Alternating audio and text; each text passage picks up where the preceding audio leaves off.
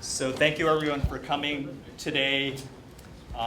Today and for the future, we're standing here side by side with Grandma Lee, Halmoni Lee, with Phyllis Kim from the Korean American Forum, with leaders from the National Coalition for Redress and Reparations, now called Nikkei for Civil Rights and Redress, and many leaders from our united Chinese, Korean, Filipino, Japanese, women's faith-based communities as well.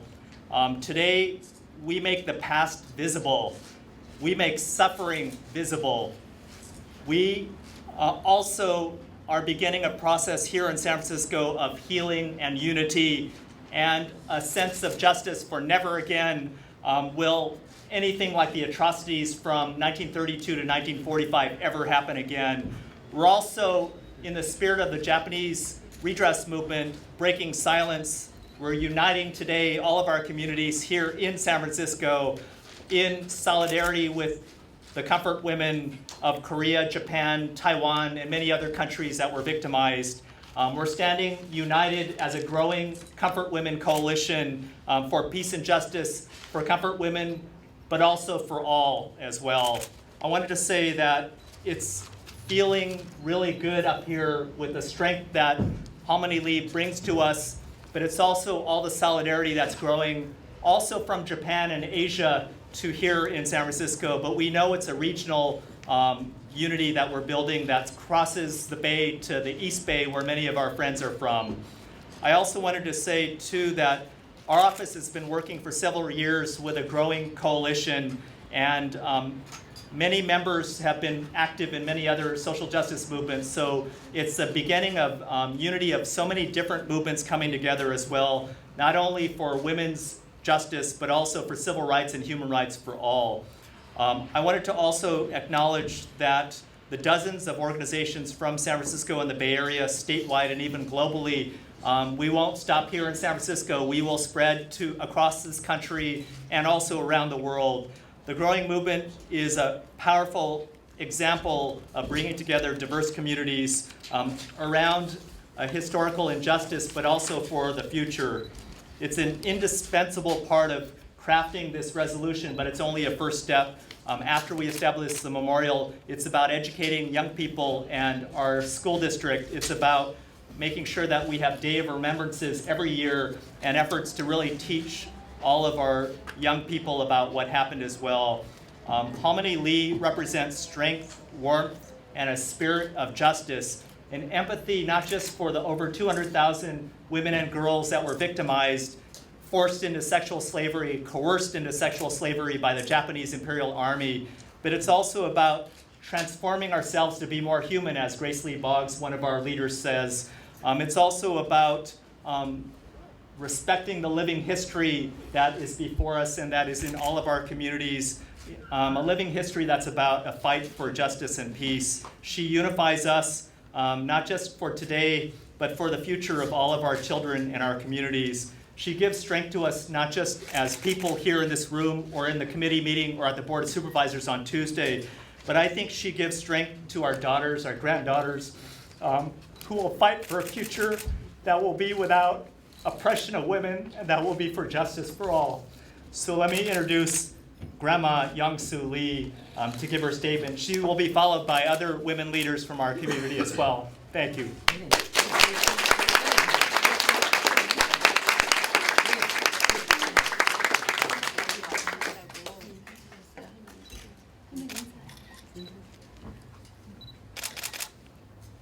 네, 일본한테 16살에 밤에 꺾기 간 역사의 산 증인 이용수입니다. 안녕하십니까?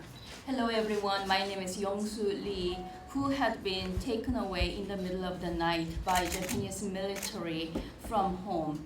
Nice to meet you all.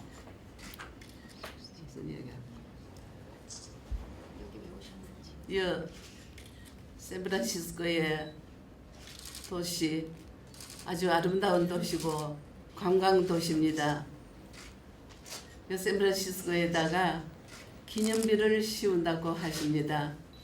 정말 여러분들 고맙습니다. 일본이 아직까지 사죄 배상도 안 하고 있는 일본을 좀 알려야 됩니다. 할머니들이 얼마 남지 않았습니다. 할머니들이 다 돌아가시기를 기다리고 있는 일본을 갈봐야 됩니다. 기념비를 씌우도록 꼭 여러분 꼭 같이 기념비를 씌우도록 해주십시오. 원합니다. I came here to San Francisco because I heard this in this beautiful city of San Francisco, this international tourist destination, San Francisco, is making an effort to build a memorial to remember those victims of military sexual slavery, for which Japanese government still is not making any official apology or legal reparation. So I want to ask you on behalf of the grandmas who's been passing away one by one every day. Probably that is what Japanese government is waiting for. But I want to ask you with all my heart, please build a memorial in the beautiful city of San Francisco. Thank you so much.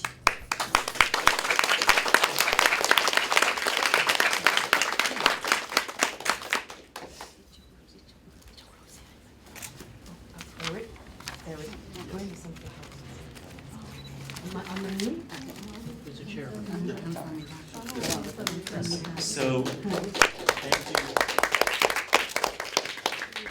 thank you to Grandma Lee. The next speaker is Phyllis Kim, the Executive Director of the Korean American Forum, who's led so many other struggles throughout the state as well.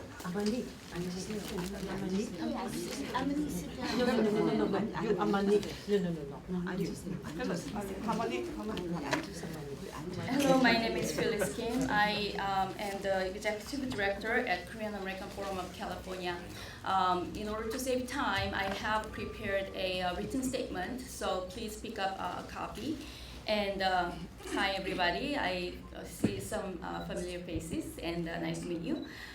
We have been working on this issue since 2007, and since the very beginning, even before we started working on the House Resolution 121, there were other efforts to remember this egregious crime against humanity in the U.S. public at the House of Representatives. But in 2007, it was one of the defining moments when Congressman Mike Honda introduced a House Resolution 121, and it unanimously passed. Another defining moment was the building of Comfort Women, the Peace Monument in the city of Glendale.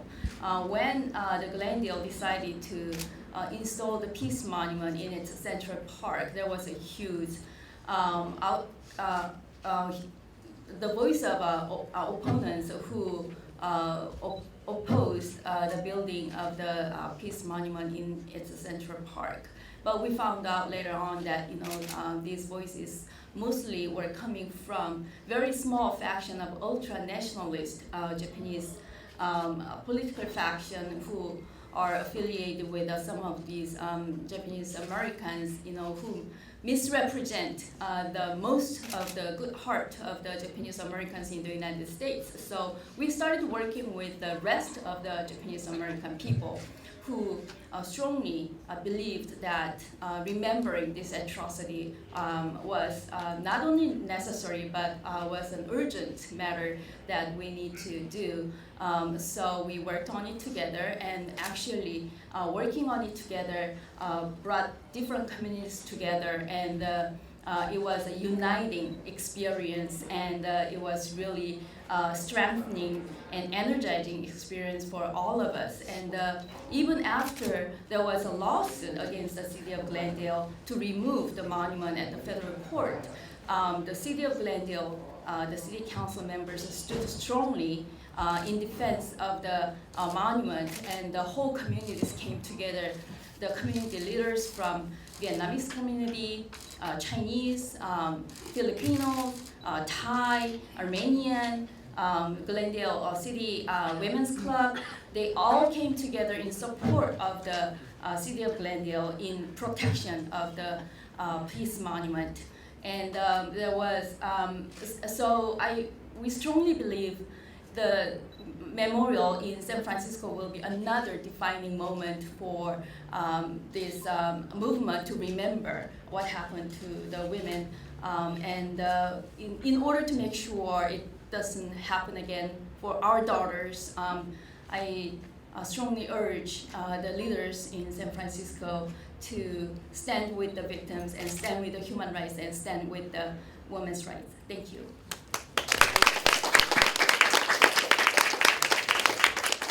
We're also honored with the founder of the San Francisco Interfaith Council, Ms. Rita Semmel.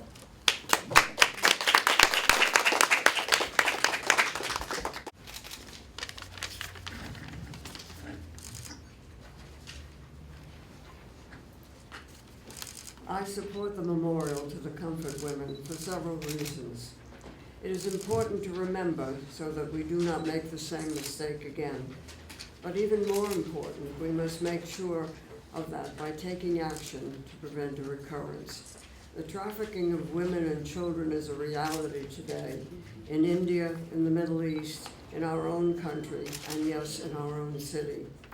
I am concerned with what might happen when later this year thousands will come to San Francisco for the Super Bowl. Among those thousands, there will be some who will be taking advantage of innocent girls and women. What are we doing to prevent that? So this memorial is more than just a symbolic. It is important as a symbol as it is. It is evidence of our resolve to do all we can to prevent a recovery of such inactivity. The Commission on the Status of Women has already done major work in this area. It is up to the rest of us to work with that commission and with the Board of Supervisors to make our city a shining example for the rest of the United States and for the world. Thank you very much. The genesis of the Comfort Women Coalition really owes gratitude to two women, two retired judges, Judge Lillian Singh and Judge Julie Tang, and the Rape of Nanking Redress Coalition that for many years have been working on a memorial. So I just wanted to say that we're going to hear from Judge Lillian Singh and then a few words from Judge Julie Tang as well. The Rape of Nanking Redress Coalition is the organization that's going to be behind this group. However, the coalition that was formed as a result of the resolution that Eric Ma introduced energized the Rape of Nanking Redress Coalition into a movement that coalesced all segments of the community, all population, diverse city population, state population, international population. The Rape of Nanking Redress Coalition in 1997 was founded in my living room with leaders of the Japanese American community, Dr. Clifford Ueda, Dr. Gordon Hayabashi, and Dr. Fred Hiramatsu. I don't understand why the young Japanese Americans today can't remember history. They were the leaders, they were with us because they realized it is very important to have Japan formally apologize. You know, this whole week, I've been energized to hear all the speakers talk about this issue. The anti-resolution movement said, we have Prime Minister Abe has apologized. What is this all about? Well, this is an apology, a real apology. West German Chancellor Willy Brandt knelt down during his visit in the former Jewish ghetto of Warsaw, where World War II started when Germany invaded on September 1, 1939. No one can say he did not apologize. Kneeling is a symbol in every country, in every language. This is Mr. Prime Minister Abe's apology. He visited the shrine of Yasukuni. A shrine hosts more than 2 million of those who died, including high-ranking officials charged by the international military tribunals for the Far East with war crimes committed in World War II. And when pressed, some of the high officials said, I offer prayers in my private capacity. And yet, in terms of the apology, the Prime Minister can say that his apology represents his country. Well, you can't behave in a private capacity on one hand, and then on behalf of your country on the other hand. Japan has never apologized formally. The Diet of Japan, which is equivalent to our Congress of the United States, has never apologized. Until the government of Japan formally apologizes and the Prime Minister kneels before the world, it is not a true apology. Compare the two countries. And this is why Germany has done what it did. It's a crime for any citizen in Germany to say the Holocaust did not occur. Today, the young people of Japan don't really know what happened because Japan government has changed history. The rape of Nanking has turned into an incident. So many people died. 300,000 people died. Citizens, women, children, older citizens died in Nanking. And the government now changes textbooks to say it was just an incident. This memorial is a true statement of what happened in World War II. Our city must erect a monument so that women like Grandma Lee and others will have a place of rest, a place of remembrance, and our city will honor the past, remember the past, so it will never happen again. The Rape of Nanking Redress Coalition stands in solidarity with all the women and all the men and all the people in the Comfort Women Coalition to urge the passing of this resolution with no amendments. There's been a rumor that a legislature may want to amend the legislation. It would only weaken it. We do not want any amendment. We want the resolution as is. Thank you.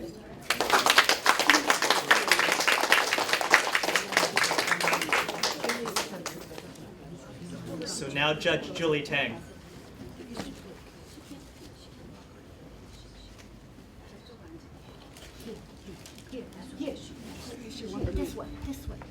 I'm just going to say a few words. I wanted to say that we're here for a different reason, a whole different reason that Lillian Singh was talking about.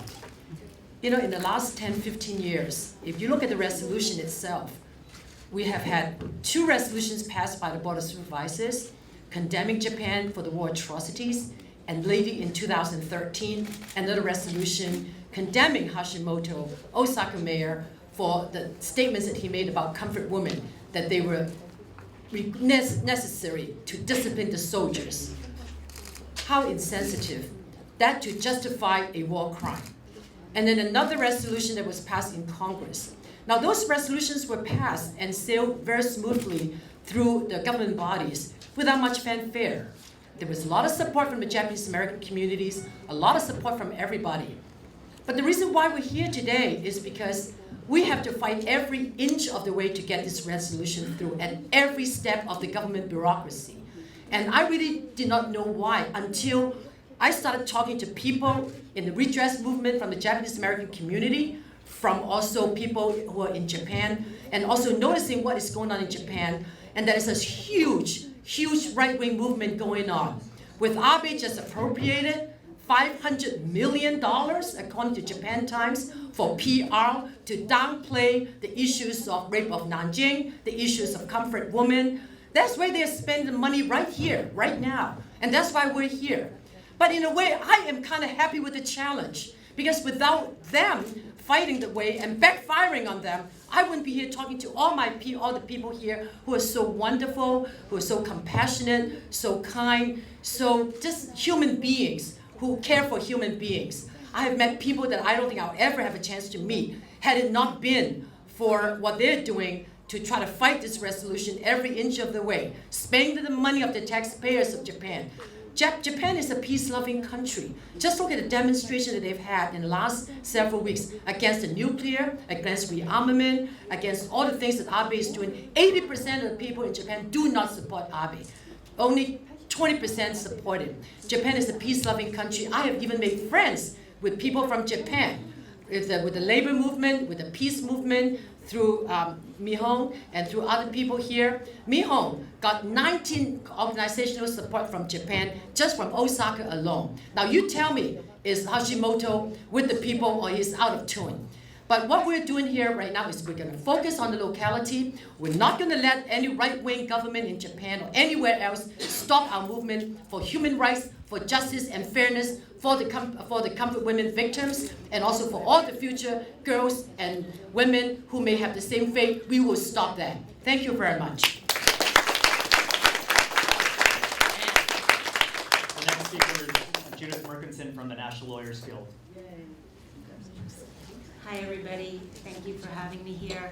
You know, we're wearing these T-shirts, and you know, it's said that when a butterfly flaps its wings in California, it could engender a typhoon or an incredible incident in India or around the world. And actually, as the symbol of the Comfort Women, that's what the Comfort Women stand for. That's what they did. People don't realize, but for almost 50 years, these women, there were hundreds of thousands in Korea, 10,000 in the Philippines, thousands all over Asia, were silenced and were silent. They were shamed, as women always are. It's always the woman's fault if she gets raped. And yet, because of things that were going on in the women's movement internationally and moves in international law, because of what was happening in the former Yugoslavia, the Comfort Women began to break their silence. And in the early 90s, the breaking of that silence and the awareness of what rape does during wartime made the international community and the UN actually declare that rape during wartime was a crime against humanity. People don't realize how amazing that is. And they don't realize it because actually rape and pillage, we've heard that a million times, is just considered normal. Of course, it's still going on, but the fact is we now have mechanisms and we're now building international awareness that this is a crime. This is not normal. And it was the testimony and the coming forward of these brave women that started that process. That's why we want to honor them. The other thing is that through the testimony of these women and through the movements that we're building, it started an awareness of the trafficking of women and children. People don't realize it, but it was the breaking of the silence of the Comfort Women that actually built a movement that now everybody knows about. So why do we want to honor these women? We want to honor them because they were shamed for 50 years. We want to honor them because we never want this to happen again. We want to honor them for the reasons that we build memorials to so many people, because their bravery and their courage and their sacrifice means something. And we believe that the city of San Francisco is one of the right places for that meeting to take place.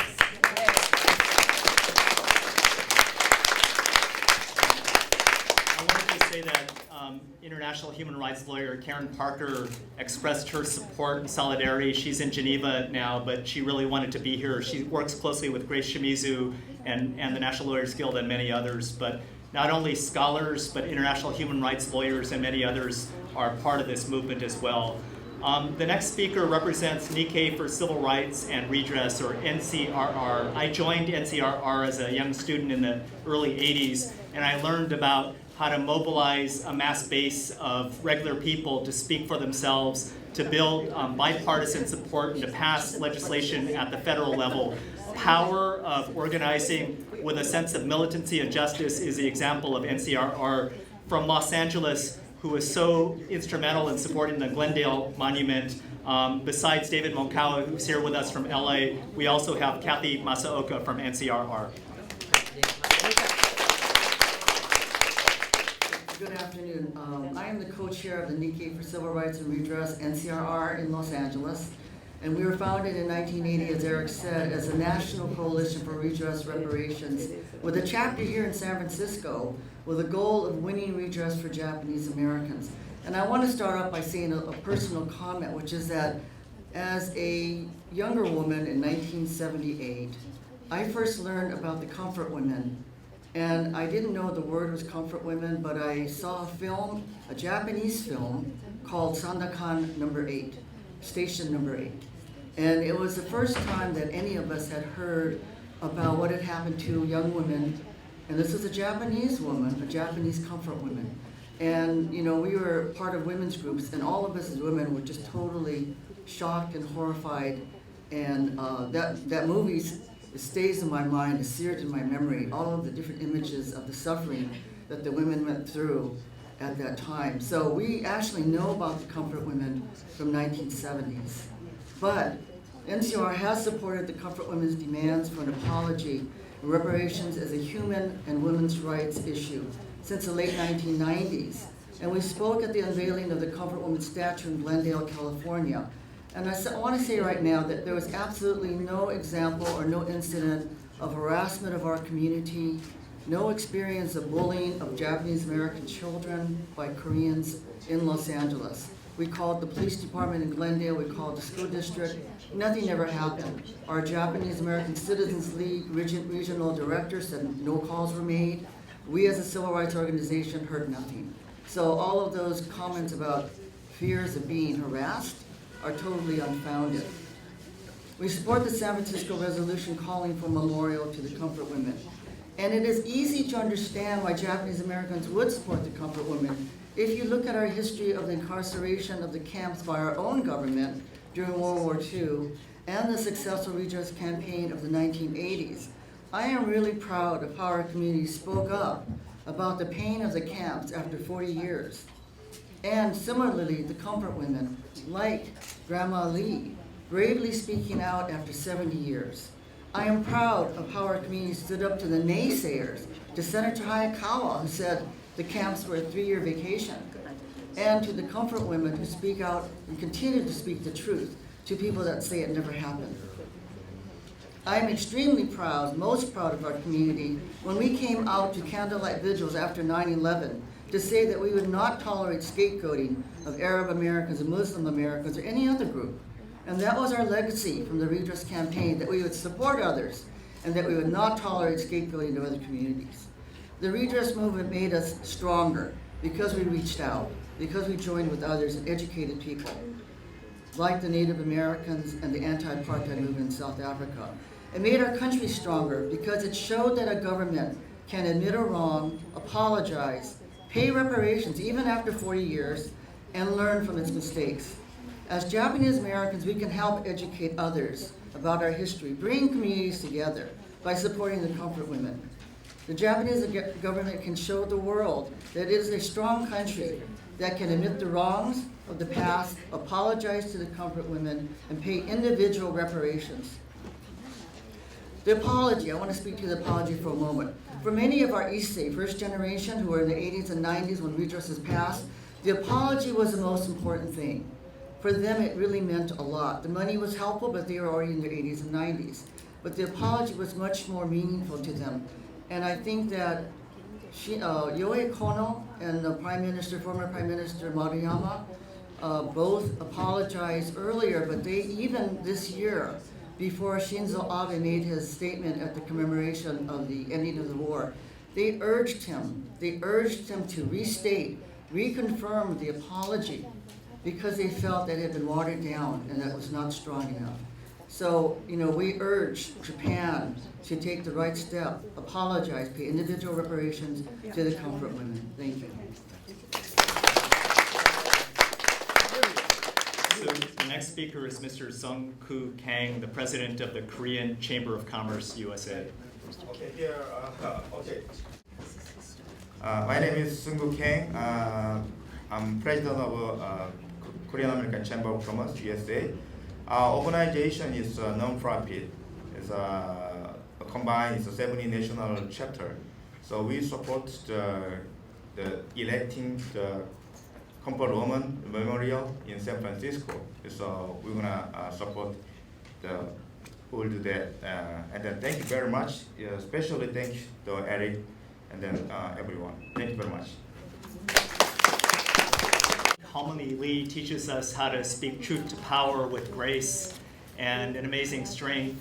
Another leader from our city, Julie Sue from the Commission on the Status of Women, has been exhibiting that at her own commission, but also in our communities for many years. Julie Sue. Thank you, Eric. I speak in support of the Comfort Women Coalition unequivocally. I am very disappointed that our commission did not take it as an action item yesterday, so I spoke out personally to support the coalition in its work. It is inconsistent with my charge as a commissioner on the status of women not to support a coalition like this. The Commission on the Status of Women was founded on the principles of CEDAW, that is the UN Convention on all forms of elimination of discrimination against women. We were the first city in the United States to adopt this as an ordinance almost a decade and a half ago. And to date, unfortunately, the United States has not adopted this UN convention.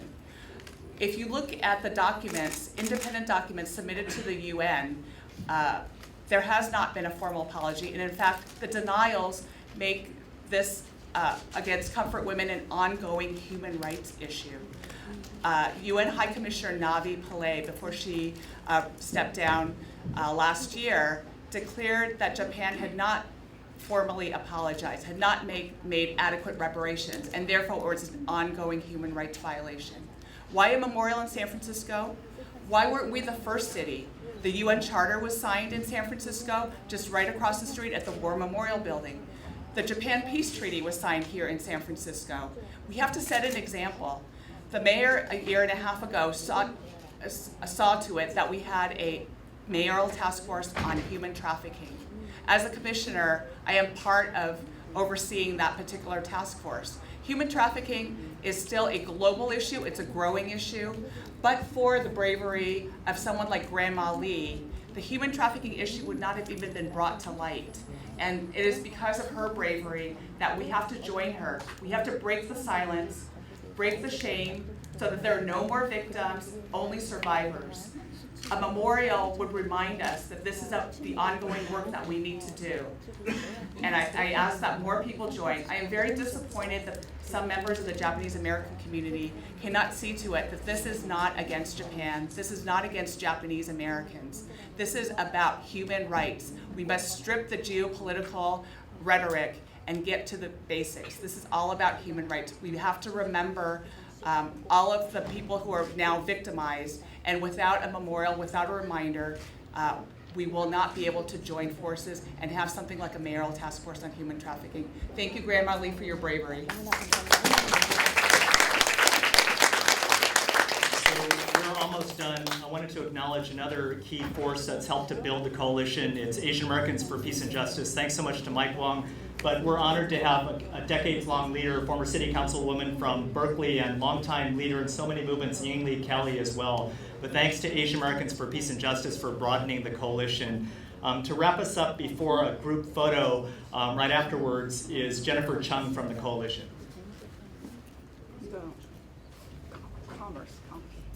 Good afternoon. My name is Jennifer Chung. I'm on behalf of Chinese American Association of Commerce, along with 150 plus Chinese organizations in San Francisco. I want to urge the supervisor that we are supporting the resolution of the petition of erecting the memorial of Comfort Women memorial. Hundreds of thousands of young Korean, Chinese, Filipino, Indonesian Dutch women and girls are forced into sexual slavery by order of Japanese military during World War II. We should not accept anyone or any country on their wrongdoing, and we should not allow such act to get away from justice. These young victims, now in their 80s and 90s, they are one of the most fragile group physically, mentally, and financially. They definitely have no way to be able to battle with Japanese government, just like Grandma Lee. I want to throw a couple questions here is, how can we allow this brutal, cold-hard action to be forgotten? Who can help them for their justice? Should they be apologized? Should they be apologized? Yes. Anybody answer me? Should they be apologized? Yes. Thank you. I believe so. We all believe so. I'm bringing out all these questions to let us think that how we can prevent this happen again. We should all learn from history and our mistakes. Ignoring can only make it worse and separate people. Right now, out of 200,000 comfort women, there are only a handful of them surviving. I'm very touched right now. And you can help. Your voice can help. Your action can help. We all here, we can help them to have their voice out, to have their justice. Right now also, I want to present recognition plaque for Grandma Lee. Grandma, could you come up? We have a plaque in honor of Grandma Yong Soo Lee for courage and determination to make this world a better place for all people. Rape of Nanking, Redress Coalition, And Chinese American Association of Commerce. and the San Francisco Bay Area Comfort Women Coalition. Yay! We can do it! For the justice! Can you see it? Let's see them, okay? This is a plaque for her courage, for our support, to reinforce her courage and her spirit, so her spirit will never die. We will never allow her spirit to die. It will be with us. 고맙습니다. 제가 아주 그저 나이 젊으니까 이거 주시는 거는 열심히 더 뛰어라 하는 거라고 생각합니다. Thank you so much. Actually, I believe the meaning of this plaque is your encouragement for me to work harder and work harder. 네, 여러 할머니들을 위해서 열심히 뛰겠습니다. 여러분들 같이 뛰십시오. 고맙습니다. 감사합니다. I will work even harder. I will go around the world for the sake of all grandmas and 할머니es and everyone. Thank you so much. I just want to say the reason why we're wearing this shirt is because the yellow symbolizes the. I don't think anyone said it. Did somebody say that? No? Okay. No. He says no. No? No. Okay. The yellow butterfly symbolizes the Comfort Women movement. It is a universal sign of all people who support the Comfort Women movement. That's why we are all wearing black with a yellow ribbon. So those of you who want to support us, we have a lot of shirts out there for you. Thank you. So in 20 minutes, the hearing starts. This was a really good practice warm-up for the hearing. I did want to say, too, that there's a photo that we're going to take, but I wanted to say that also that the two other committee members, I'm chairing the committee, it's Public Safety and Neighborhood Services. David Campos is a strong supporter. Julie Christensen is more of a weak supporter. In fact, I just talked with her before the meeting, and I think she needs to really hear the stories and the strength of the resolution's language and spirit, and I think that's really important as a potential target for the hearing. I wanted to also just say that 2 minutes is a very short time to speak. Very important to get the stories out, and we're setting it into the record so that as we vote as a board on Tuesday, September 22nd, right, Victor? Sometime after 2 p.m., that we're building off of every single action that we're doing, the lobbying, but it's also this hearing that's so important to get this into the record, not just for San Francisco and the future, but for other cities and other places around the world. So thank you for helping to build our movement. And as a man and ally of the women's movements, it's an honor to step back as women step forward, and we honor Halmini Lee, but so many others that will come afterwards with your strength, your wisdom, and your courage as well. But thank you, everyone. Thank you.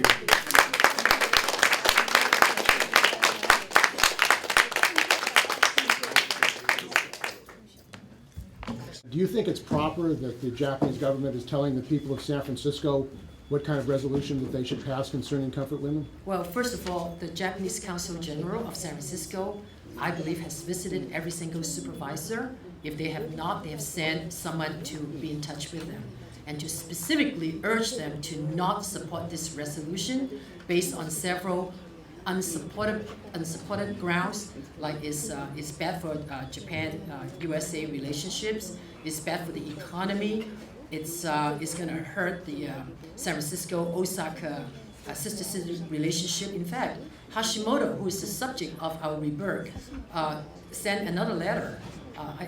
This guy really must have skins about a whole inch thick.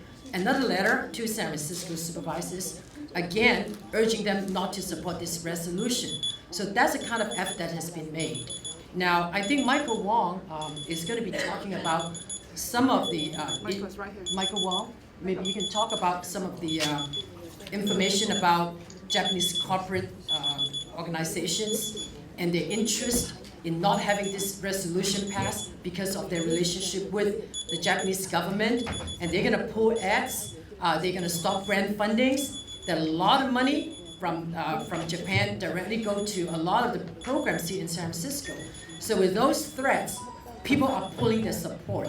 People usually who stood with us, some of the most progressive Japanese Americans who stood with us on all civil rights issues, suddenly found themselves saying, oh, we support comfort women, but we cannot support this resolution for all these ridiculous reasons. And all these reasons were stricken down, every one of them, by people here on Japan bashing, on economic issues. Tell me, any one of you is not going to go and eat at a Japanese sushi restaurant because of this resolution? Any one of you gonna not shop at Uniqlo, okay, or buy a Japanese car? No, people will continue to do what they need to do in their life, and will continue to be friends with Japanese people. And I've actually, like I said earlier, I've gained so much more respect for the Japanese people than I ever have through this involvement in this movement. So yeah, the Japanese government have a direct imprint in what we're doing right now. The Japan government is not sincere in its approach to apologize for hate crimes that they committed in World War II. Otherwise, Japan government will be here donating money for monuments. The Holocaust monument was supported by all the Jews around the world, including German Jews. Why is Japan government against this? Because they're not sincere about the apologies, they have not owned up to the war crimes, and they are afraid. They are simply afraid to show their true face. Frankly, I think it's very hypocritical of them to say they apologize and yet they want to hide behind the rug and we don't have a memorial. This is not a foreign government affair. This is a local issue. China has never interfered with this. China Consul General never visited any of the supervisors. It is really a local affair. Chinese Americans, Korean Americans, Americans of all over the states of the great United States to support this. It's not a foreign government affair, so Japan has no business interfering. You know, Dr. Cliff Ueda, who is one of the co-founders of the Rape of Nanking Redress Coalition, told us that the reason why he wanted to be supportive of our movement is because he loves Japan. He wants Japan to be better, and he believed that once Japan honestly apologizes, paid a reparation, Japan will be so much better, so much greater a country. We all want that to happen. We want reconciliation and peace. Actually, I'll just add that we have a brand new Japanese Consul General. He visited our office. It's very subtle. He says, I'm neutral, but then he shares lots of the propaganda from Denialists or ultra right-wing groups with the same message. I think the creeping in of the ultra-nationalists within Japan trying to get a foothold within Japantown is a danger. And I think part of the strength of our Comfort Women movement is that it keeps them in the shadows. They are sneaking around, whispering with misinformation about the resolution and who's involved.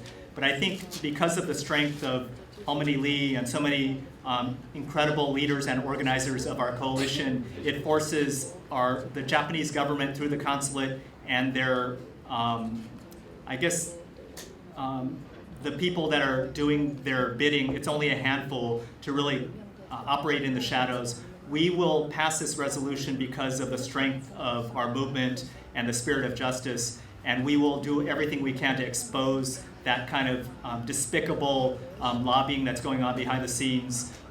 We have strong support from many Japanese American leaders, young and veteran leaders, and I think it's about exposing the ultra-nationalists trying to get a foothold in our Japanese American communities and our Asian American communities as well.